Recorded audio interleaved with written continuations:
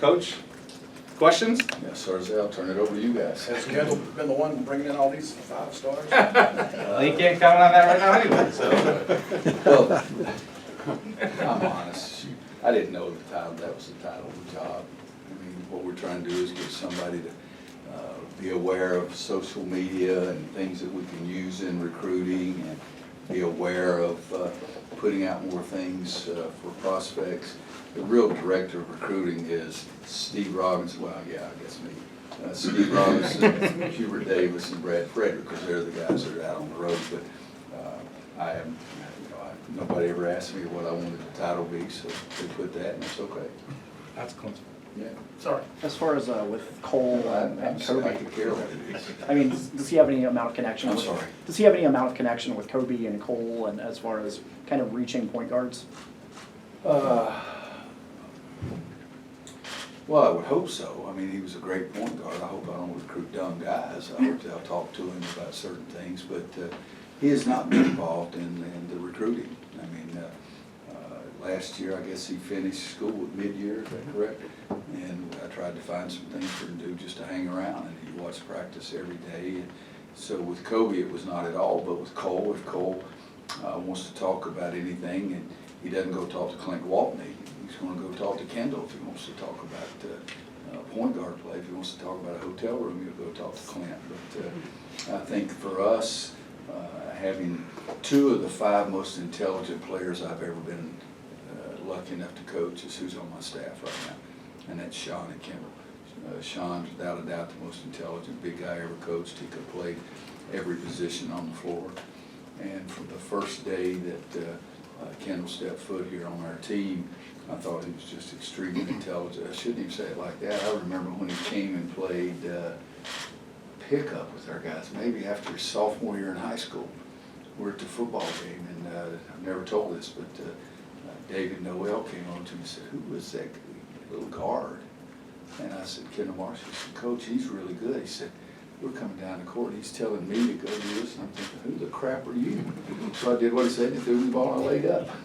So even before he got here, but I think that Kendall was the best I've ever had at pitching the ball. He had the best I've ever had of realizing time and score, the best I've ever had of realizing how many fouls were on the big guys on the other team, and just he was a true quarterback. He was a true coach on the floor, and I think he's eventually going to be a fantastic coach, and I think eventually he will be a great recruiter, but he's not able to do that for us now. How do you see that role? What's your definition of it in terms of what you've been doing other than like social media and stuff? That's just what I said, guys. It's an evolving position. He's going to be aware of what's being used by us in social media to send our story out to recruits. He's going to be involved in finding me a tape on Steve Kirshner, that's a sophomore guard in Washington, D.C., and print it down and make it so I can see it in 5 minutes. But it is an evolving position, and it's never been a position I've had. Well, you haven't had very many grad transfers during your time. What made Christian and Justin the right fit for this team? Need. We needed some more guys. I think that we needed people on the perimeter. We didn't have as big a need up front. Christian gives you a little bit of scoring. He's got a tremendous flair and very gregarious personality. Steele Benson Jr. But I think that the job that they did with him at Charleston Southern, he's been coached very well. He understands how to play. He hasn't ever met a shot he didn't like so far, but we'll see how that goes as we go down. And Justin played for Tony Shaver at William & Mary, and they were making a coaching change, and he was looking for some other place. And I think his quality he has that will be more beneficial to us than anything right now is his rebounding. I think he averaged over 8 rebounds a game for them last year, and he's a sneaky kind of rebounder that goes in and gets his hands on a lot of balls. But there was a tremendous need for a couple more players playing on the perimeter. With rebounding, obviously Christian is not a big guy, but his rebounding numbers are really strong for someone that size. Did you see something about his willingness to go and attack the boards that you like to? Well, he's just such a, and I'm not trying to say negative things about anybody, but he's a big-time athlete. And playing at a smaller level, he was just more athletic than a lot of guys he's playing. And it'll be harder for him to have those kind of numbers for us. But I do want him to go rebound basketball, and the same thing with Justin. Last year, I thought at times our team was really good when Kenny and Cam Johnson and those guys got to the board and helped us rebound. Typically, when you recruit kids, you get to know them over the course of time and get a gauge on what kind of a feel that they would have within inside of your program.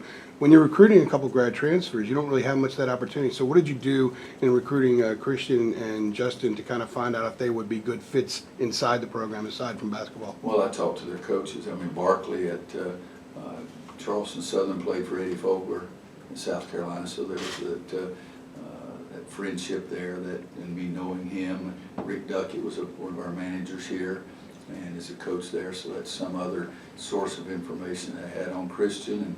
And again, Tony Shaver and Jonathan Holm at William and Mary, so that was more than anything. It was not me just picking out a kid and saying, okay, now let's find out about him. I talked to all of those guys before we really made the offer. What do you think about the Pay for Play Act in California? Do you think it's something that should happen here in North Carolina? I have no idea. It's daggum complicated. It's going to become in 2023. Hell, I hope I'm alive in 2023. I hope I'm still teeing it up. But I've always thought, I've never been one to say, yes, I'm for paying players. But I've used this, some of you have heard me say the same thing. When Peyton Manning was at Tennessee, the first football game they sold, and I'll miss the numbers now, I did have it. They sold like 50,000 jerseys at $76 a jersey. And Peyton Manning didn't get 1 cent, and that's not right. So I've always had that feeling. It's been the biggest feeling. But guys are so much better off now today than they were 10 years ago, and hopefully we'll keep moving and make it a lot better for the student athletes. I mean, now, when Sean May was playing for me, we had a prospect in, and we took him out to eat with the prospect. We had to take that money out of his meal money. And when Sean was going to go home, he had to pay for it. We didn't have the cost of attendance thing that we have now that's made it much more student athlete friendly. And so I'm hopeful that we'll keep making moves, but I've been trying to worry about if we're going to be able to stop somebody from scoring every time they wanted to, and I haven't read that law except for the fact that there's, we're in the United States of America, and there's a lot of things that are going on that I think are a little wacko, but it takes a while to change things. Coach, what do you think about the new age recruitment as far as using social media? Like how this summer, how Armando just kept us up to pace with just a little, clues about who was coming, and it was just building excitement for fans. What was your thoughts on that, and do you see the necessity of social media for recruiting?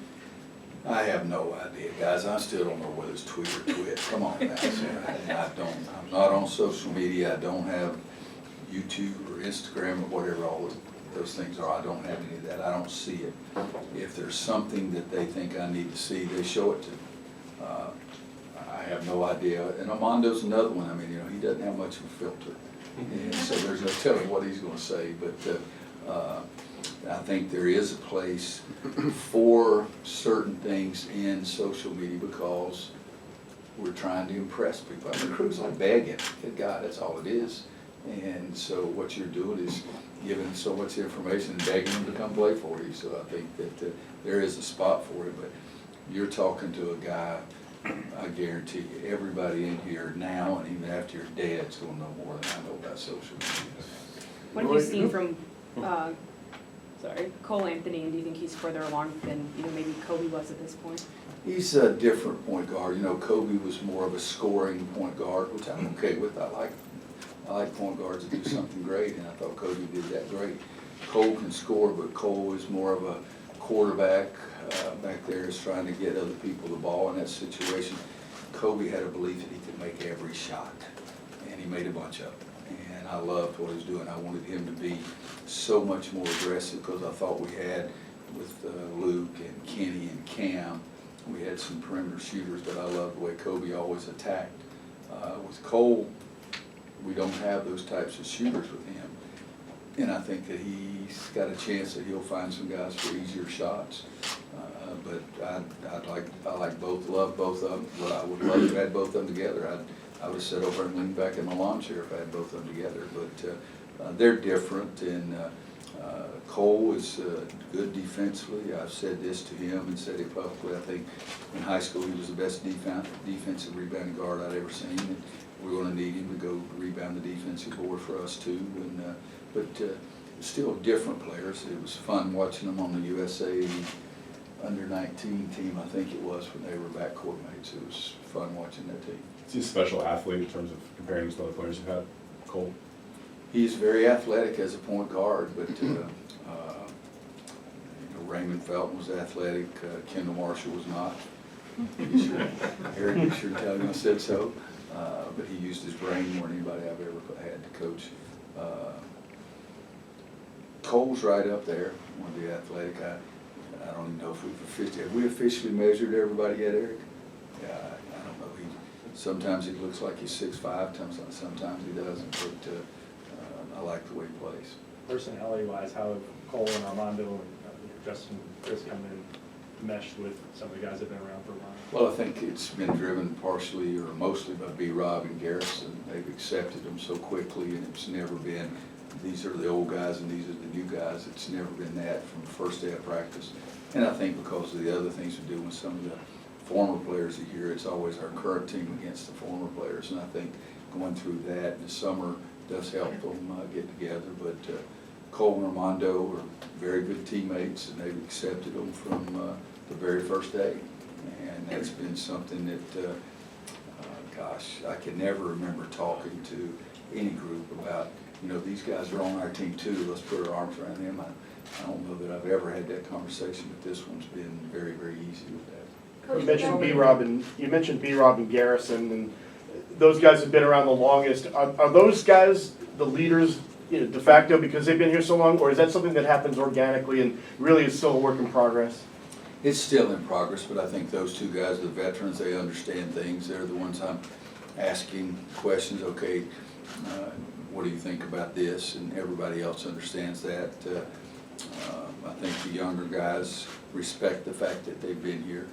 I'll go back again. Last year, Kobe was one of our leaders because it's the natural part of being a point guard. And so Cole will be that. And Cole won the 12-minute run. He did the best job in the 33 conditioning program. He did a great job another day. I mean, so he's sort of gathered their respect by working, and that's been something that's pretty neat. You just kind of went over. Coach, with that being said, are there any specific players that are you looking into to step up and be leaders this year? Not really. I think it does happen naturally most of the time. Again, that point guard spot is a leadership position, so that person ends up having it. And Cole understands. I say something to Cole, I'd correct him, and he just nod his head and then change. And so that part is going to help the team as well. But Garrison and Brandon Robinson have not only been here the longest, okay, because Sterling and Huff and Andrew and those guys have been here as long as Garrison, but Garrison's had more time on the court, so there's a respect for when you're the defensive player of the year, your teammates respect that a great deal too. You just mentioned about 6 of your former point guards in terms of talking about these guys, and obviously that's a position that for you as a coach is particularly important and spent all that. When you have a guy like Cole coming in, and even a guy like Kobe you talked about, what's your level of sort of anticipation as you start to think about what you can do as a coach with a player like this, and especially as these guys' skill sets seem to change from year to year and they have shorter tenures? Yeah, you know, Kobe was easier in one way because his natural inclination to play was push the pace. And yes, that's the way we like. So that part was easy. Then I had to get him to understand that sometimes it might not be your shot that's the best shot. In high school, if he shot it, I thought it was the best shot. So we had to convince that, and that was a very natural thing with him too. So as you said, they are different, but it's I enjoy it. It's a level of excitement having that kind of guy that can make everybody else better. And I do think Kobe's ability to attack the basket made Cam, Kenny, and Luke get more open outside shots because he would attack the basket so hard and push the pace so hard. And I think that that's what I'm hoping that Cole will be able to do as well. Well, what is the latest on Sterling Manley's knee? He's not practicing. I don't know. I mean, I'm not going to get Coach Rivera. I loved it when he walked out. I got tired of answering the same damn question, but I don't know. I really don't. I mean, Sterling's not doing anything. I mean, nothing. And the easiest way to figure that out is that when he gets to the point that he can start practicing, it will tell you. But he's doing nothing. I mean, well, I shouldn't say that. At the start of the big man drills, I pass the ball first 6, and then he ambles out there. He passes the ball inside, and he doesn't shoot. He doesn't run. He doesn't get down in the stance. He doesn't. I mean, he's not playing. And if you're asking what's the progress report down the road, I have no idea. I have no idea. There's no other way you can ask me anything. I have no idea. I do not know when he will play, period. Do you have anything about it? What Doug told me is that they are still evaluating what caused the recurrence of soreness in his knee. They're still looking at that. So I mean, when they determine why that has reoccurred, then they'll take a course of action. He had surgery. Okay, we didn't We know. not told people he had surgery? No. Oh, he had surgery. Jesus Christ, I thought we told everybody. He's not playing. He looks really damn good in a suit, standing on the side, but that's all I can tell you. He is not playing. And it's the same kind of thing. He didn't play last year, at the end of the year last year. Coach, do you think you'll be able to go back to more of a 2 big man lineup this season with Bangkok? What are your thoughts on that kind of, I know you like to play 2 I'd guys. like to play 2 big guys. I'm more comfortable doing that. And it's no big deal. The line, how far did the line move back? That far? But my own personal opinion is the shooting percentage will go down a little bit. I think that's pretty calm and easy to figure out. That doesn't bother me because I want to throw the sucker inside anyway. So, yeah, I think I'd like to play 2 big guys. And Garrison gives you the freedom of knowing that he played the 4 and the 5 last year, and we've tried to get him better at shooting face and jump shot. He's worked at it with Coach Davis. And so then you got Huff and Armando. Sterling is not playing. Walker's playing. I'm leaving somebody out. Yeah, I'd like to play 2 big guys. With so many new faces, how big of a learning curve? Did I leave somebody out the way you were looking there? Did I leave somebody out? No, I think I was talking about. Yes, sir. It's roster. Curious with all the new faces, how big of a learning curve is it to get them in? It's not that much different from other years. I mean, last year, we had Leakey and Kobe and Nasir that we thought were going to be in our top 6 or 7. So this year we got Cole and Christian and Justin and Armando. So we have 4 of those guys that we think will be in our top 6 or 7. So it's pretty similar there. The good thing you have is, and I think evidently it's the reason I do it, is because I think it's good. We have 4 practices for an hour and a half once a week in the summer to try to get them used to. But that's just more or less getting them used to the pace. Now we start teaching and doing a lot more than just, I mean, a lot of it in the summer's evaluating too, trying to decide who we do have, who is Christian King, who is Justin Pierce, how is Cole Anthony going to make the adjustment. But now it's something that we go through every year, and some teams really pick it up quickly. Kobe was really quick. Kobe understood what he wanted him to do, and I think Cole so far shown that he's the same way. We got time for about 4 more questions. Roy, you lost a lot of perimeter shooting production. Kind of what are your thoughts on what this team can provide from that? Well, we lost not only perimeter production, we lost our 5 top scorers. So we got to figure out how to score. But I've talked to them. We don't have Kenny, we don't have Luke, we don't have Cam. It's like Rick's old story about they're not going to come walking in the door. And so we've got to have guys that make shots. So you got to work at it better. The first 5 minutes of practice is shooting form. And if you're intelligent, you'll really concentrate during that 5 minutes because you can help yourself. If you're intelligent, you'll understand every day we talk about good shot and bad shot, and that can help us.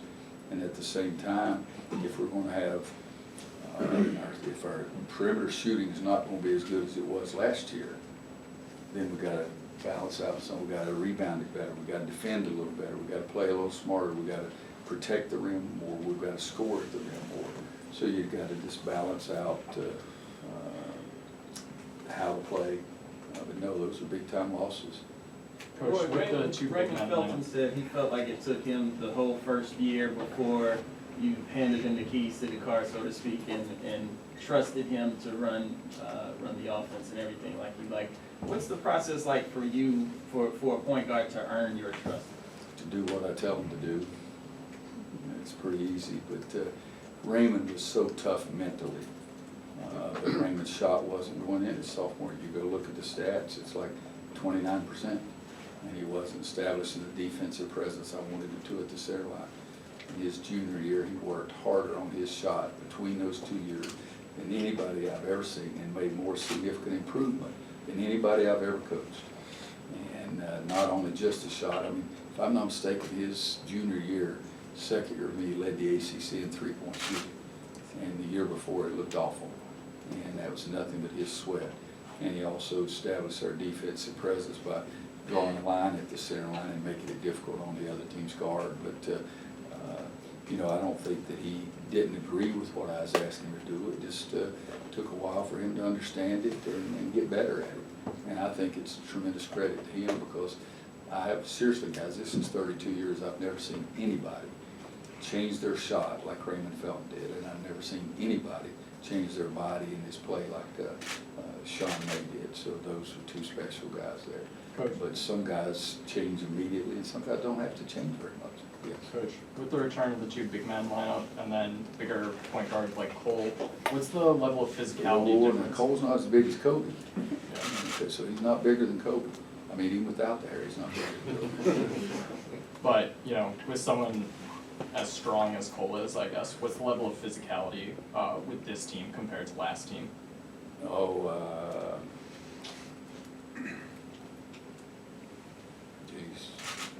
I think Kobe was just as physical as Cole. Let's see, Kenny was very physical, drawing charges.